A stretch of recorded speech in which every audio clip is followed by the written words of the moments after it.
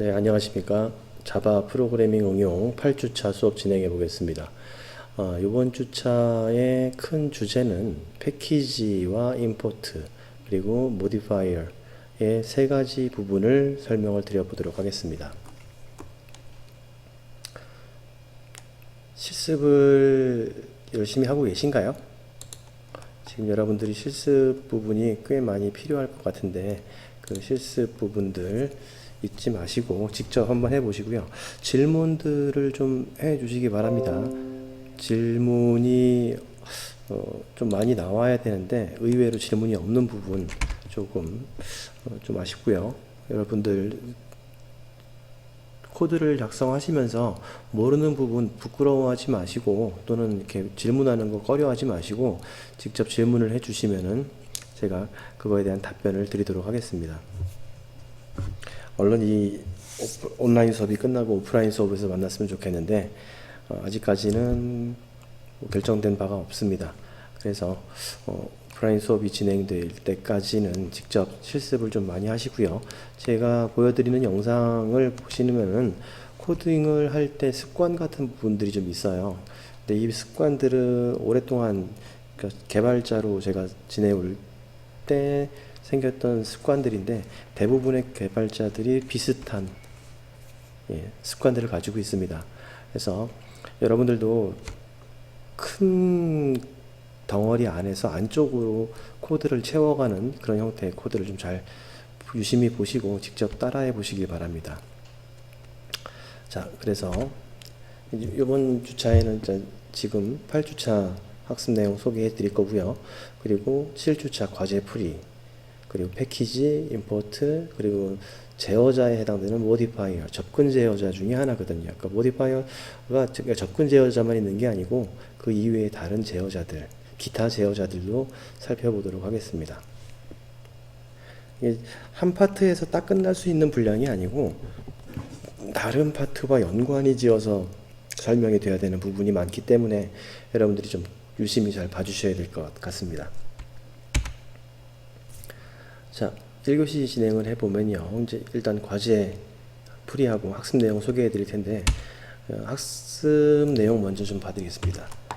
자꾸 여기 수정을 하다 보면 이게 안 고쳐지는 게 좀 있네요. 8주차에 대한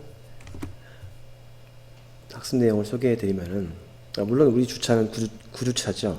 하루 쉬는 날이 있었기 때문에 9주차인데 8주차 그러니까 매 주로 셌을 땐 8번째 시간이라고 생각하시면 되겠습니다.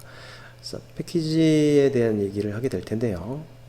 이 패키지는 결국은 접근 지정자에 따른 상속과의 연관성을 갖는 부분이라고 생각을 해주셔야 돼요.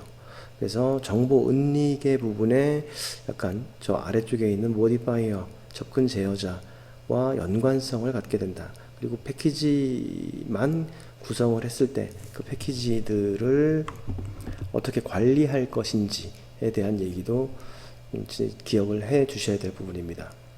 자, 그리고 임포트 문장, 우리 무심결에 썼던 임포트 문장들이 많이 있는데요. 그 임포트 문장이 어떠한 것을 의미하고 어떻게 동작을 하는지에 대한 설명을 드릴 거고요. 맨 마지막에 위에 있는 패키지와 연관이 있고요. 다른 것들하고 멤버하고도 연관성이 있지만 객체와 클래스와 전체적으로 연관이 있지만 개별적으로 또 설명드려야 될 부분들이 있기 때문에 제어자에 대한 설명을 드려보도록 하겠습니다. 자, 그래서 이번 주차의 첫 시간에 지난 주차에 대한 과제 풀이 시간을 좀 진행을 해보겠습니다. 프로젝트를 새로 만들어서 상속관계에서의 메소드 오버로딩에 대한 설명을 해보자, 실습을 해보자 라는 얘기를 설명을 드렸어요. 메소드 오버로딩이요. 마우스가 왜 안 움직일까? 메소드 오버로딩이요. 오버로딩에 대한 설명을 좀 드리게 될 것 같습니다. 이미 수업을 진행했는데 이 부분에 대해서 실습을 한번 해보는데요. 프로젝트는 이렇게 구성을 하죠. 메인, 그리고 쉐입, 부모인 쉐입 클래스, 렉트인 자손 클래스, 서클 클래스까지. 자, 이렇게 과제를 드리면은 이 옆에 있는 설명들은 일단 생각하지 마시고요. 프로젝트를 만들고 각각의 구성품을 만들어 놓고 난 뒤에 그 뒤에 안쪽에 그 클래스에서 나머지 내용들을 채워나가는 그런 형태를 하시면 좋을 것 같아요. 그래서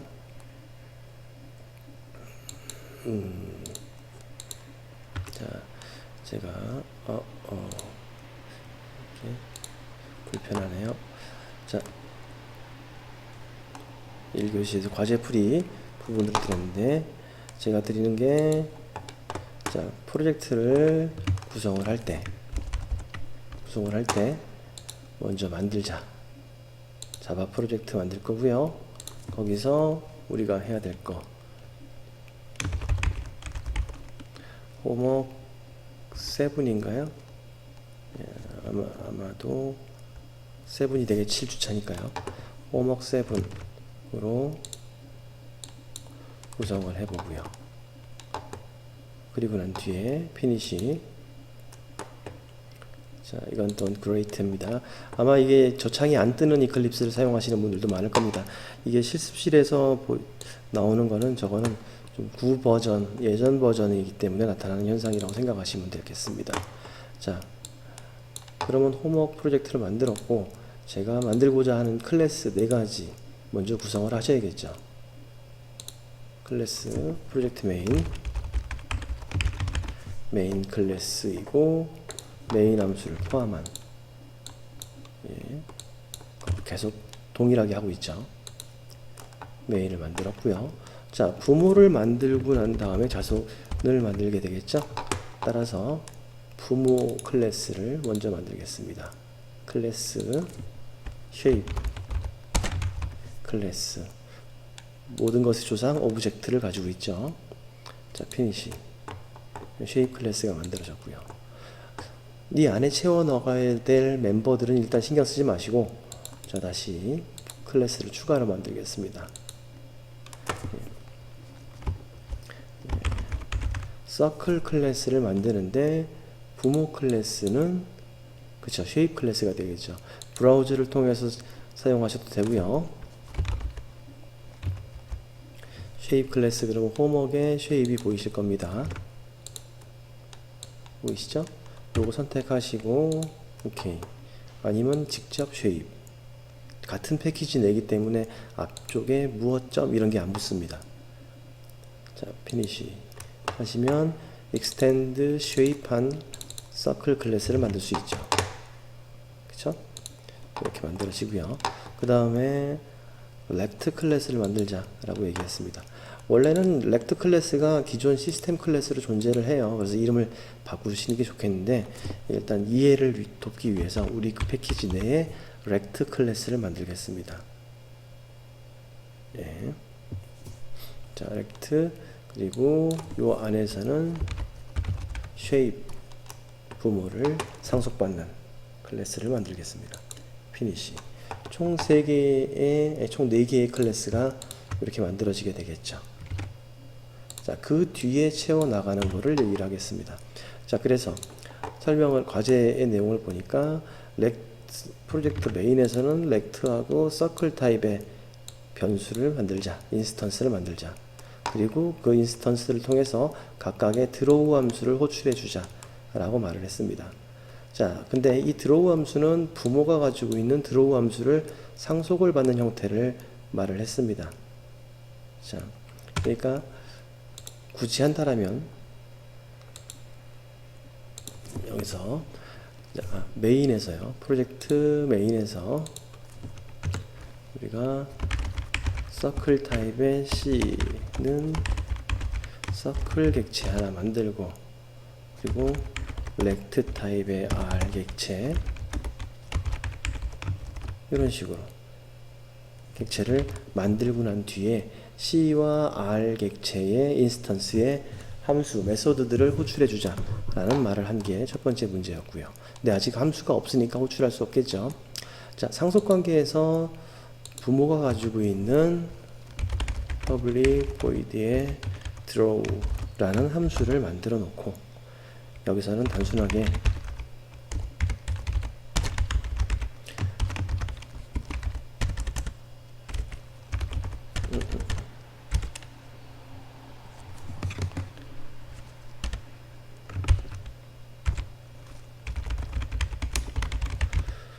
어떤 도형일지 모릅니다. 쉐입, 모형을 가지고 도형을 그리다 라는 기능을 가지고 있는 겁니다.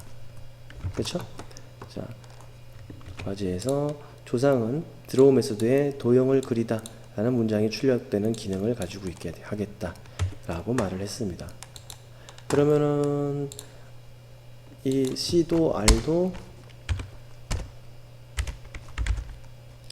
드로우 R.드로우 이렇게 호출을 해주면 끝이란 얘기가 되겠죠. 자, 이 상태 실행을 해 보시면은 도형을 그리다 둘 다 서클도 도형을 그리고 렉트도 도형을 그리는 그런 작업을 수행을 하게 됩니다. 이게 이제 상속받은 거니까 서클도 렉트도 그 기능이 없지만 부모가 가지고 있는 드로우를 그대로 물려받기 때문에 그 기능을 갖고 있게 되는 것이죠. 자, 근데 분명히 서클이랑 렉트는 서로 다른 도형을 그려야 합니다. 따라서 여기서는 서클은 원을 그리다가 돼야 될 거고요. 그렇게 출력을 하겠죠. 그리고 렉트 같은 경우에는 사각형을 그리다를 출력을 해줘야 되는 기능을 갖게 됩니다. 그래서 재정의를 하는 것이죠. 부모가 가지고 있는 드로우를 변경을 해주겠다는 얘기입니다. 자, 그래서 부모가 가지고 있는 것에 오버라이딩을 하게 돼야 될 텐데요. 오버라이딩. 자, public void의 draw. 자, 말씀드렸죠. 부모가 가지고 있는 함수의 모양과 똑같이 생긴, 그렇죠. 쉐입이 가지고 있는 드로우를 그대로. 물론 이 안에 있는 내용은 가지고 올 필요 없고요. 겉모양을 말합니다. 겉모양을 똑같이 정의를 하죠. 이것은 렉트에도 필요할 테니까 렉트에도 그대로 복사해서 붙여 넣겠습니다. 자, 그리고 작업을 하시다 보면 제가 방금 단축키를 하나 썼는데요. 라인 정렬 단축키 하나 설명드리겠습니다.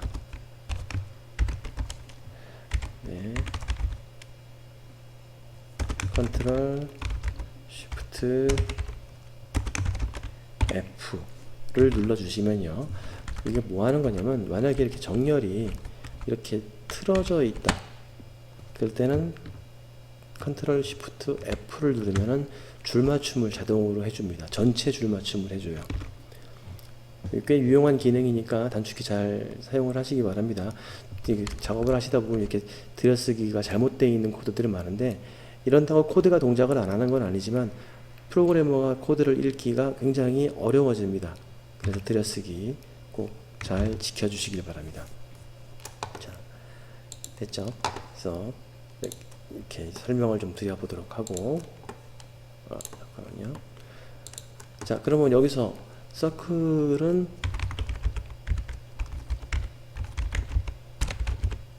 println 어떻게 해야 되냐면 원을 그리다를 출력을 해줘야겠죠. 자, 동일한 내용이니까 복사하겠습니다. 자, 여기서는 사각형을 그리다 라고 드로우의 기능을 가지고 있는 겁니다. 즉, 부모가 가지고 있는 기능을 물려받았지만, 그렇지만 자신의 기능으로 재정의하는 것을 상속관계의 함수의 재정의를 오버라이딩이라고 설명을 드렸습니다. 그래서 이렇게 실행을 시켜보면 이제는 원을 그리다, 사각형을 그리다로 다르게 표현된다는 거 확인하실 수 있을 겁니다. 자, 여기까지 부분이 이제 설명드렸던 오버라이딩에 대한 거고요. 그 다음에 오버라이딩이요. 문제가 조금 잘못됐네요. 한 가지 더 설명을 드리려고 했던 게, 실습을 하자고 말씀드린 게 로딩이죠. 오버로딩.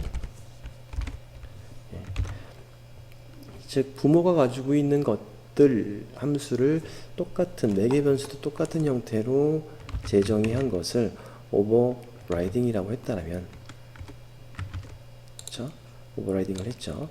그 함수와 모양이, 이름이 똑같은 함수 대신 매개 변수가 달라야겠죠.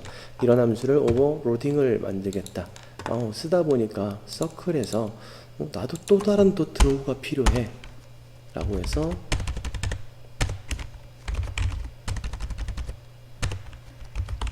public void 또는 이게 타입하고는 상관없죠. 오버로딩은 int draw. 근데 이렇게 하면 이 상태가 되면은 오류가 두 개가 나죠.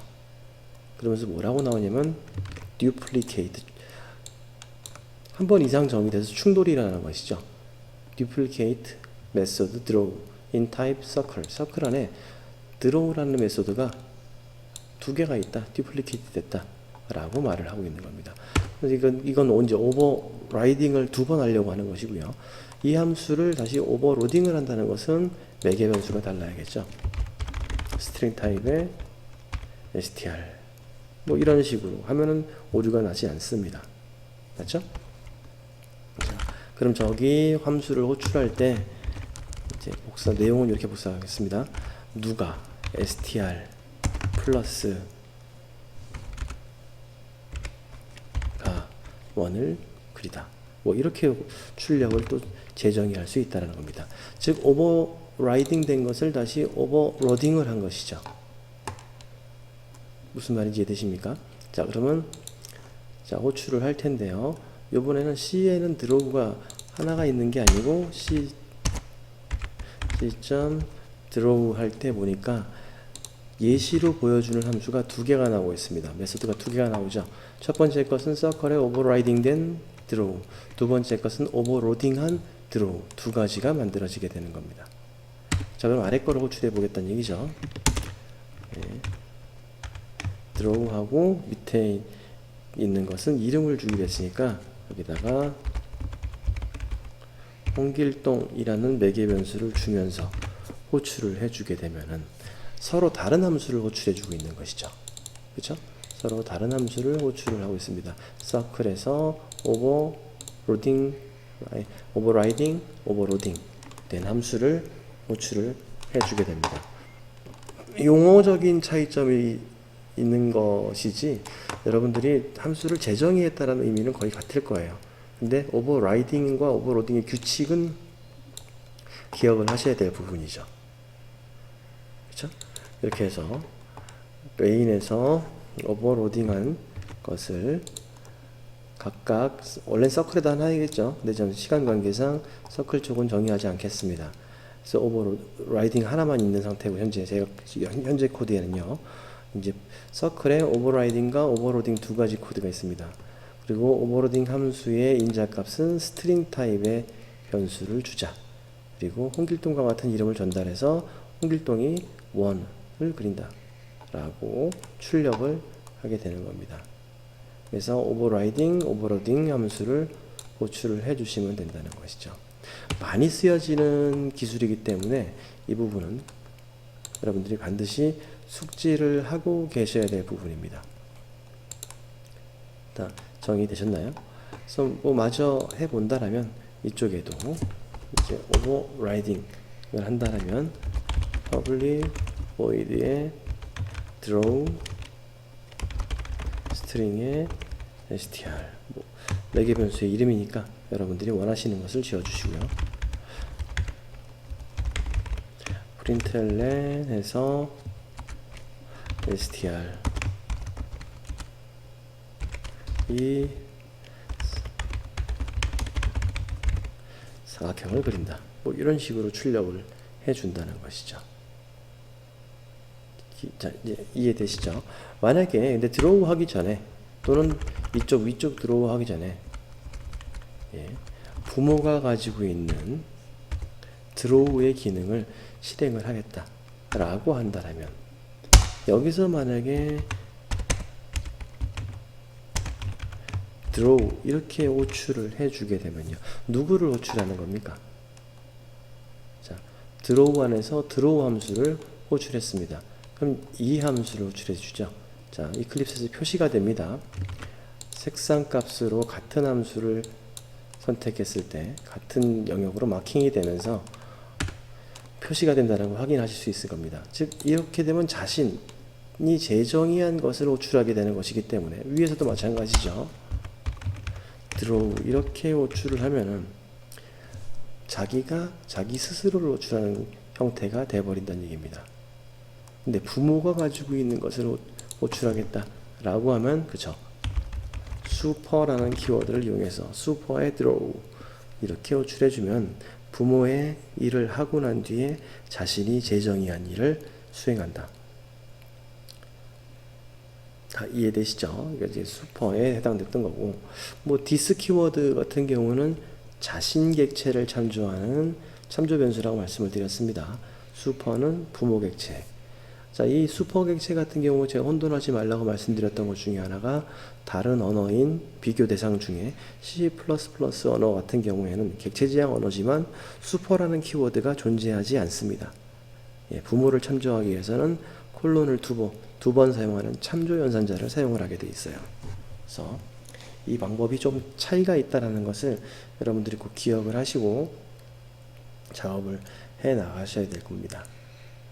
자, 전체 오버로딩, 오버라이딩 이게 여기서 끝나는 게 아니고요. 오버로딩 같은 경우 대표적으로 우리가 이번 시간 말고 다음 시간에 공부하게 될 추상 그리고 인터페이스에서 반드시 사용해야 되는 기능입니다. 꼭 기억을 해 주셔야겠죠. 다 이해되셨습니까? 꼭 기억하시기 바랍니다. 오버라이딩, 오버로딩에 대한 얘기를 설명을 드려봤어요. 그래서 이렇게 해서 과제를 제출을 해 주시면 됩니다. 여러분들 프로젝트 묶음해가지고 보내주시는데 자꾸 다른 압축 파일을 사용하시는 분들 계십니다. zip 파일로만 받겠습니다. zip 파일. 그래야지 제가 관리도 편하고 이클립스에서 열 때도 zip 파일로 여는 게 더 편하다고 말씀드렸죠. 네, 다른 RAR 파일 사용하시는 분들 계신데 그렇게 하지 마시고 압축 파일, zip 파일로만 기본 zip 파일만 사용하셔도 충분하니까 zip 파일로 압축해서 보내주시면 되겠습니다. 자, 이해되셨을 거라고 생각을 하고 요 예제 같은 경우에는 오늘 실습을 할 내용에 요 프로젝트에서 조금 변형을 해서 관리를 하는 과제를 드리게 될 겁니다. 그래서 과제의 풀이를 위해서라도 요 프로젝트는 한 번쯤은 기억을 하고 계시고 직접 실습해 보시기 바랍니다. 거듭 말씀드리지만 과제를 제가 날짜를 항상 여러분들이 월요일 수업이면 월요일 밤 자정까지 그리고 수요일 수업이면 수요일 밤 자정까지 제출 기간을 드립니다. 그거는 제가 올려놓은 과제 풀이 영상을 보시고 하셔도 무방하다. 그러나 남의 코드를 보는 것, 다른 사람의 코드를 보는 것은 거기서 끝날 게 아니라 꼭 본인 것으로 만드시기 바랍니다. 그냥 제가 했던 이 코드를 안 본다 하더라도 여러분들이 직접 하실 수 있도록 연습을 하시고 기억을 하시고 관리를 잘 하시기 바랍니다. 관리라는 말 하니까 또 하나 생각나네요. 지금 개발자 노트들 다 쓰고 계신가요? 개발자 노트는 어려운 거 아닙니다. 제가 이렇게 설명드리는 내용 중에 여러분들이 모르는 내용이 있으면 무조건 노트를 하라는 얘기입니다. 노트를 하세요. 그 교재에 있는 내용들을 책에 다 있는데 이렇게 생각하지 마시고요. 책에 똑같은 게 있는데 그것을 빠르게 찾아보는 것은 여러분들이 정리한 노트가 훨씬 빠릅니다. 저도 아직도 어떠한 프로젝트를 진행을 하거나 할 때는 설계부터 시작해서 맨 마지막에 결과 보고서를 작성할 때까지 노트를 다 작성을 해요. 손으로 직접 쓰고 있습니다. 물론 필요한 것은 그 그래픽으로 만들어내죠.